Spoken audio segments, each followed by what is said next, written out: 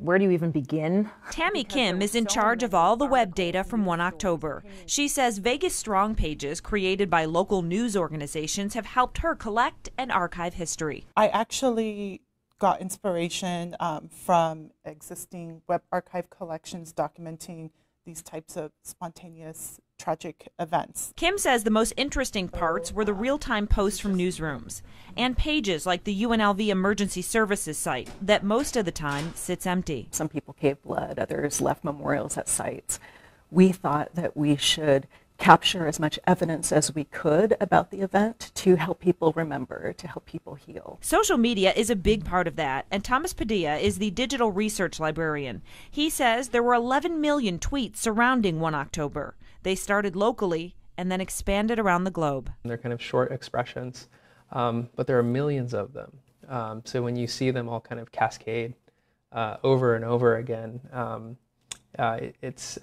it's pretty challenging to deal with. He pinpoints some of the most retweeted images: the definition of terrorism, a picture of therapy dogs, a text message that appears to be from someone at the concert saying, "I've been shot, I love you so much."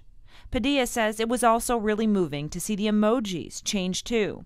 There were about 800,000 emojis used before and after the shooting. We start the day before, and they're kind of happy because it was Vegas, right? Like happy things were happening or something like that. And then you kind of see a clear cutoff line in the emojis. Padilla created this visual. You can see a constant stream of pray hands and crying faces that start during the shooting and last the rest of the week. Clay T. White has been interviewing people about 1 October too, and she collects the oral history. Did you learn anything new maybe that you didn't expect? Our coroner is a person who has great feelings and is not ashamed to express those feelings. That was one of the interviews. I'm a person who's not a crier, but that was one of those interviews that I also had a tissue in my hand. White was also amazed talking with a photographer assigned to the concert that night. So close to the speakers that the entire time he thought it was speakers malfunctioning.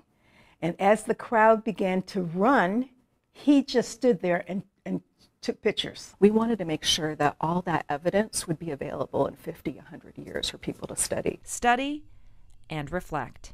Dana Roselli, 13 Action News.